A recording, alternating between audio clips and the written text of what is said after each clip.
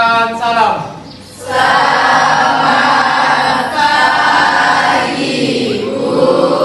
Oke, selamat pagi, silakan duduk. Puji dan syukur kita panjatkan kehadiran Tuhan Yang Maha Kuasa, di mana atas nikmat dan rahmat-Nya sehingga pada pagi menjelang siang ini kita boleh berkumpul kembali di dalam ruang kelas kita ini 11 IPS 1 untuk bersama-sama kita mengikuti proses pembelajaran. Sebelum kita memulai pembelajaran kita pada pagi hari ini, saya persilakan ketua kelas memimpin kita dalam doa. Mengawali kegiatan pembelajaran kita pada pagi hari ini, marilah kita berdoa menurut agama dan keyakinan kita masing-masing.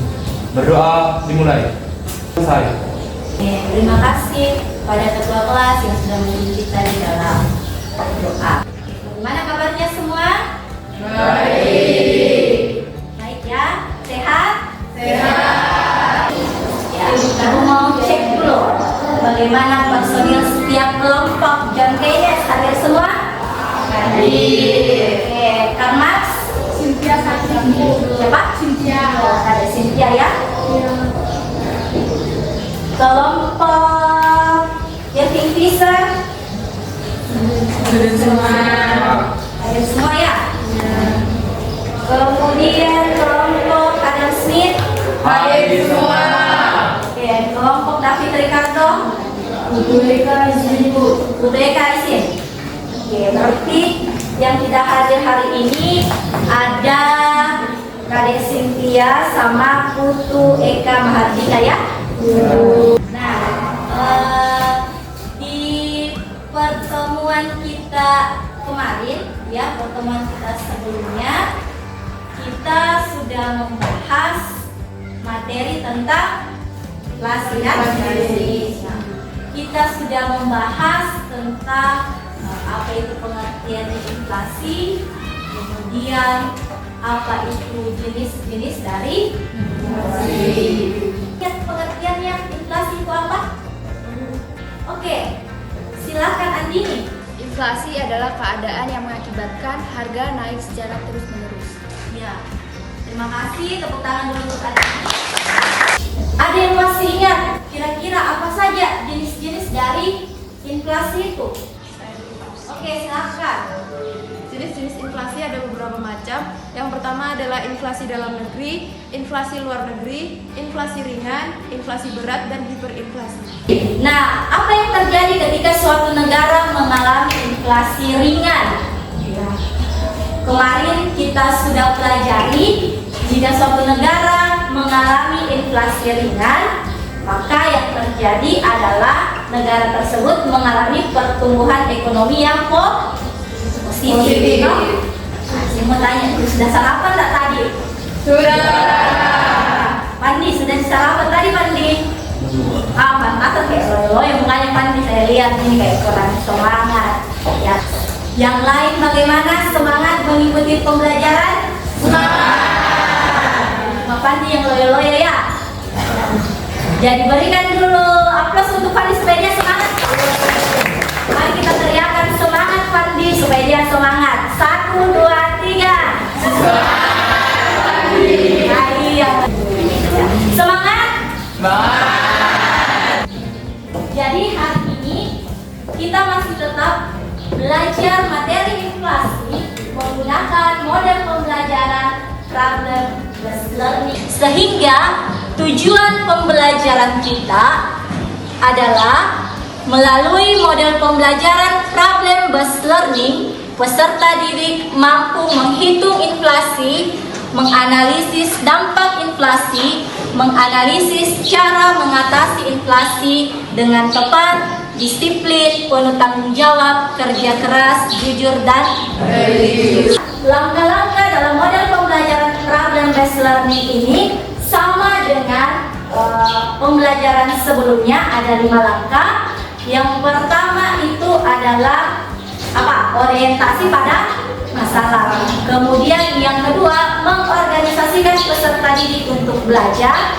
Kemudian yang ketiga, membimbing penyelidikan. Kemudian yang keempat, menyajikan hasil karya dalam bentuk presentasi. Dan yang kelima, kita sama-sama nanti kasih hasil karya yang telah disajikan. Bagaimana cara menghitung inflasi? Oke, rumus inflasi kalian bisa lihat. Laju inflasi sama dengan indeks harga periode yang dihitung dikurang indeks harga periode sebelumnya dibagi indeks harga periode sebelumnya dikali dengan 100%. Makanya ibu bilang tadi, indeks harga itu sangat berkaitan erat dengan inflasi. Karena kalau kita mau tahu laju inflasi sebuah negara atau sebuah daerah, maka kita harus hitung dulu indeks harganya. Indeks harga pada bulan Juli 2015 sebesar 110 dan indeks harga pada bulan Agustus 2015 sebesar 112.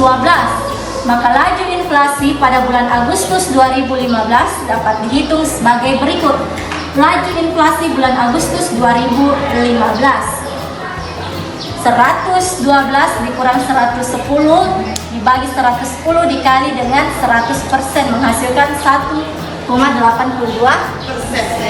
Kalau inflasi sedang melanda sebuah daerah atau negara, maka perekonomian, apalagi kalau misalnya inflasi itu kategorinya berat, ya, maka saya ibu yakin dan percaya perekonomian di daerah atau di negara tersebut sama seperti orang yang sakit, letih dan lesu.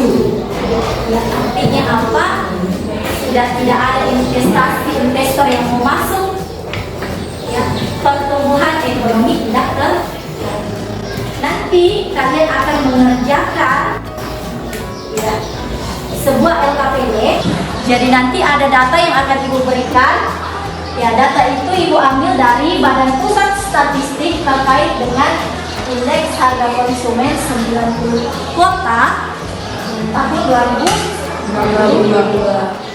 Kemudian bentuk LKPD-nya itu, jadi silakan kalian perhatikan petunjuk belajarnya. Kemudian kalian perhatikan langkah-langkah pengerjaan.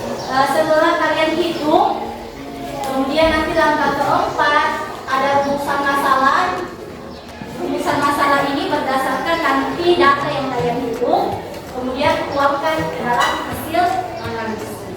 Sudah duduk berdasarkan kelompoknya? Sudah. Kalau sudah duduk berdasarkan kelompoknya, oke, silakan masing-masing kelompok mengambil LKPD di depan.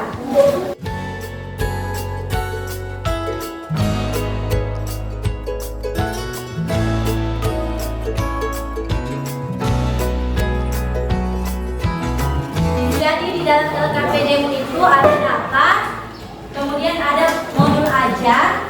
Silakan berbagi tugas supaya bisa mengerjakan LKPD dengan cepat. Ya, ibu kasih waktu mengerjakan LKPD 15 menit dari sekarang.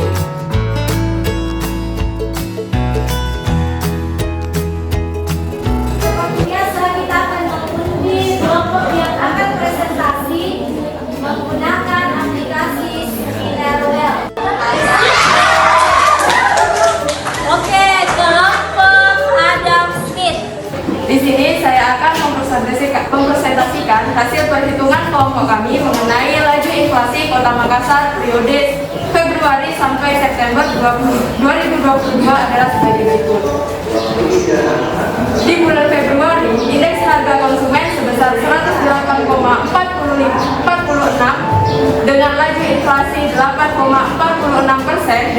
kategori ringan. Dan yang terakhir di bulan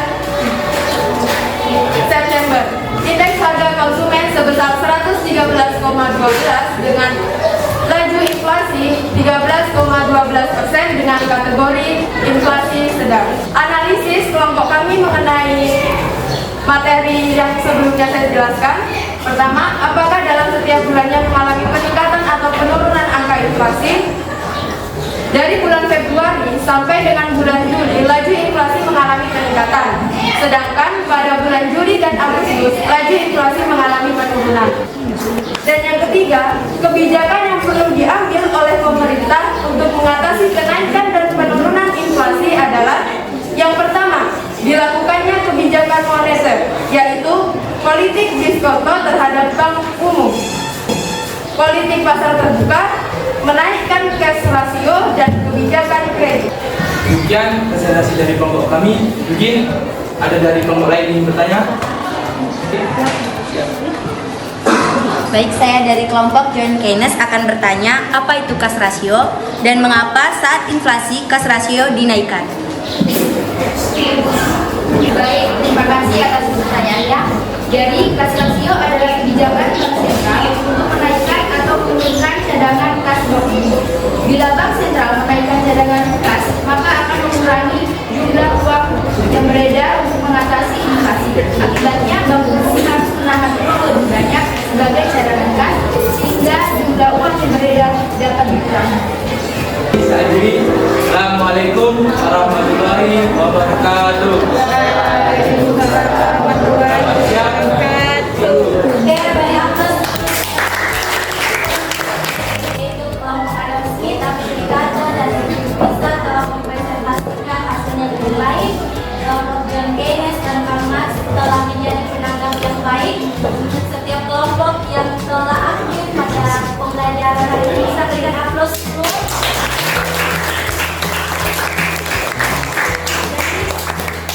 Kalian sudah paham cara menghitung inflasi ya? Kemudian apa dampak inflasi? Ya, ada bagi pengusaha atau perusahaan, ada juga bagi pemerintah. Salah satu dampak tadi yang tadi pertanyakan kalau tidak salah karena salah satunya adalah menurunkan tingkat investasi. Ya. Kalau investasi menurun, otomatis pertumbuhan ekonomi juga akan kecil ya. Mari sama-sama kita baca kesimpulan materi kita hari ini. 2, 3. Inflasi dihitung dengan rumus indeks harga periode dihitung dikurangi indeks harga periode sebelumnya dibagi indeks harga periode sebelumnya dikali 100%. Inflasi memiliki dampak bagi masyarakat, pengusaha atau perusahaan, dan bagi pemerintah, sehingga cara mengatasi inflasi yang dilakukan oleh pemerintah adalah mengeluarkan 3 kebijakan, yaitu kebijakan moneter, kebijakan fiskal, dan kebijakan non-moneter. Ibu akan kasih kuis melalui aplikasi Quizizz. Silakan kalian join ke kuis menggunakan link yang sudah ibu kirim ke grup.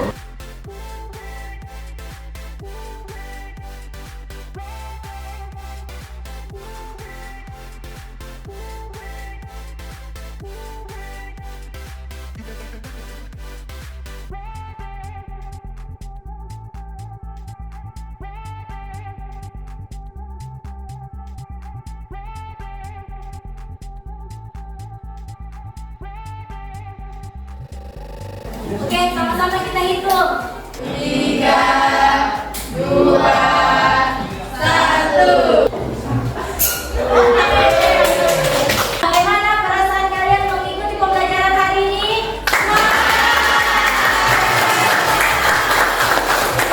Ya, semangat ya. Ibu harap semangatnya dipertahankan untuk kita mengikuti pembelajaran di pertemuan berikutnya. Di pertemuan berikutnya kita akan mempelajari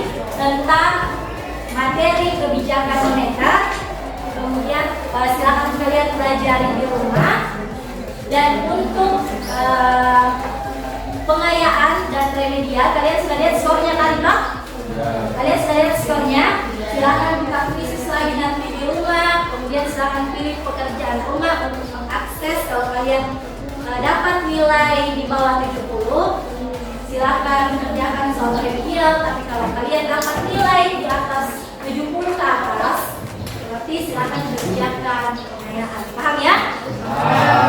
Ada lagi yang mau ditanyakan? Jadi sampai ketemu di pertemuan berikutnya. Ibu akhiri pertemuan kita hari ini dengan mengucapkan Waalaikumsalam warahmatullahi wabarakatuh. Waalaikumsalam warahmatullahi wabarakatuh. Selamat siang. Siang. Om Santi Santi Santi Om. Silakan ketua kelas. Siap, gerak. Silakan, terima kasih.